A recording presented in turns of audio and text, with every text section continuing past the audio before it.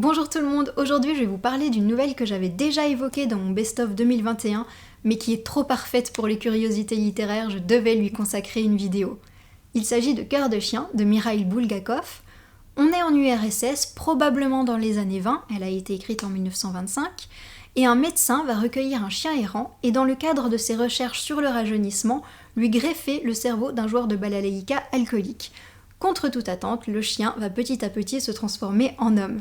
C'est une nouvelle qui m'avait été recommandée dans un petit salon du livre sur le stand des éditions Ginkgo. Je leur avais dit, moi ce qui me botte c'est les trucs bien barrés, et ils avaient tapé en plein dans le mille. C'est une maison d'édition qui m'intéresse parce qu'ils rééditent notamment des classiques de la littérature russe qui sont devenus introuvables en français. Ils ont réédité récemment le livre de Zweig sur Dostoïevski. J'ai vraiment beaucoup aimé la traduction de cette édition, je trouve que ça coule de source. Vous pouvez tout à fait la commander chez votre libraire. Par contre, directement sur les étagères de votre libraire, vous trouverez probablement plus facilement et pour un peu moins cher celle du livre de poche, que je n'ai pas lu dans son intégralité. Je suis juste allée voir quelques passages pour essayer de me faire une idée, comme ça il n'y a rien qui m'ait choqué. Voilà, vous savez que ces deux traductions existent et maintenant on va rentrer dans le vif du sujet. Ce qui fait toute la saveur de cette nouvelle, ça va être les différents modes de narration que Bulgakov va utiliser. Par exemple, on commence avec les pensées du chien, à la première personne, qui va nous partager un peu ses considérations sur la vie, ses conseils à connaître quand on vit dans la rue. Et je ne résiste pas à la tentation de vous lire un extrait où il nous parle de l'alimentation soviétique et d'une dactylo qu'il croise de temps à autre et pour qui il éprouve une certaine sympathie. Ce qu'ils y trafiquent dans leur alimentation normalisée, c'est pas à la portée d'une cervelle de chien. Figurez-vous que ces fumiers font leur soupe aux choux avec un salé qui pue la charogne. Est-ce qu'ils s'en doutent, les malheureux qui prennent ça ? Oh, pas de course qu'ils y viennent baffrer l'infecte ratatouille. Je connais une petite dactylo qui est dans ce cas. Elle touche, dans sa catégorie 9, ses 45 roubles de misère par mois. Sauf que son amant lui offrira toujours bien une paire de bas en fil de Perse pour ses étrennes.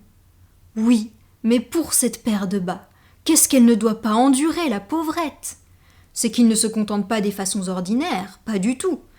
Il lui inflige l'amour à la française. Tous des crapules, ces Français, entre nous soit dit.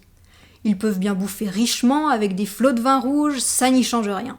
Voilà, il a beau passer du coq à l'âne, je trouve qu'on est vraiment porté par sa verve, et si vous êtes vexé par les propos du chien sur les Français, sachez que Mikhaïl Bulgakov a consacré un livre à Molière. Alors d'après son biographe, c'était plutôt pour lui un moyen détourné de parler de son propre rapport au pouvoir et à la censure, parce que Bulgakov a été énormément censuré pendant sa carrière, d'ailleurs Cœur de chien avait été censuré, mais enfin voilà, c'est intéressant de savoir que ce livre existe.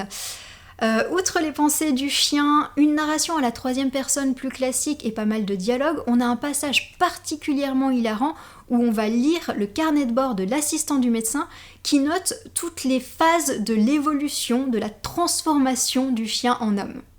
Un événement à 5h de l'après-midi. Pour la première fois, les paroles de la créature n'étaient pas détachées du contexte, mais venaient en réaction cohérente. À savoir, quand le professeur lui a dit « Ne jette pas les restes par terre », il lui a répondu « Fous-moi la paix, traîné !» Autre prouesse de Bulgakov dans cette nouvelle, c'est qu'il va être capable de passer du comique au dérangeant en un clin d'œil, notamment quand il va vraiment nous parler de la transformation physique du chien en homme. Voilà, avec quelques mots tout simples, il arrive à obtenir un effet vraiment saisissant. Parlons un peu des personnages, parce que mine de rien, derrière cette histoire farfelue, il y a une satire sociale corrosive où tout le monde en prend pour son grade. Commençons par le plus important, le plus intéressant mais aussi le plus inquiétant, celui du docteur. C'est quelqu'un qui estime avoir tous les droits sur les autres, qui est très autoritaire, qui arrive à conserver ses privilèges malgré la révolution, et qui s'adonne à des expériences très perturbantes également sur les humains, qui contrairement aux chiens sont tout à fait consentants et même demandeurs. Et pour vous donner un peu la mesure de ce bonhomme, je voulais vous lire un extrait où il nous explique pourquoi il a choisi d'appâter le chien avec du saucisson plutôt que de tout simplement le prendre par la force. Comment avez-vous fait pour apprivoiser un chien aussi nerveux, Philippe Filipovitch ? Par la méthode douce, mon cher. La seule possible quand vous avez affaire à une créature vivante. La terreur ne donne rien avec l'animal, quel que soit son degré de développement. Je l'ai toujours affirmé.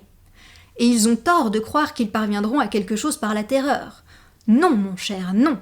Ils n'arriveront à rien du tout avec ça. Personne, ni les blancs, ni les rouges, ni les bruns. La terreur, ça vous inhibe le système nerveux. Ensuite, on a bien évidemment le personnage du chien qui n'a pas demandé cette transformation qui s'accompagne très vite de contraintes. Au début, en tout cas, il est très admiratif du docteur, il lui est évidemment reconnaissant de lui avoir donné un toit et du saucisson pour la pâtée, mais après la transformation, ça va être autre chose. Disons que le joueur de balalaïka alcoolique ne va pas très bien se fondre dans le bel appartement et le quotidien bien ordonné du docteur, qui va être particulièrement choqué que son nouveau pensionnaire se mette à lire Engels, alors qu'il est toujours soumis au besoin irrépressible de courser les chats d'ailleurs. Pour conclure, Cœur de chien, derrière ses abords farfelus, c'est vraiment un texte intéressant qu'on peut aborder avec différents angles d'analyse, et pour vous prouver que je ne déconne pas à plein régime quand je dis ça, je vais évoquer celui que nous propose Annick Morard dans son livre Histoire culturelle des monstres en Russie. Je n'ai lu que les passages qui concernaient directement Cœur de chien, mais c'est un essai qui m'a l'air très accessible, c'est assez rare pour être souligné. Ce qu'elle nous propose, c'est de faire un parallèle entre les expérimentations médicales du docteur et l'expérimentation sociale du communisme. Voilà, c'est un angle d'attaque comme un autre. Moi, personnellement, en relisant ce texte pour préparer cette vidéo, je ne peux plus voir autre chose dans le personnage du docteur qu'un capitaliste, alors même que Bulgakov n'était pas particulièrement communiste. Donc voilà, c'est un texte riche, je vous le dis. En tout cas, s'il y a bien une chose qu'il peut nous apprendre, c'est que la littérature russe, c'est pas que des pavés déprimants, c'est un peu le cliché qu'on a souvent. Non, là, on a une lecture rapide et vraiment hilarante. Voilà, j'espère que ça vous aura intéressé, que ça vous aura tenté, et je vous dis à bientôt pour d'autres curiosités littéraires.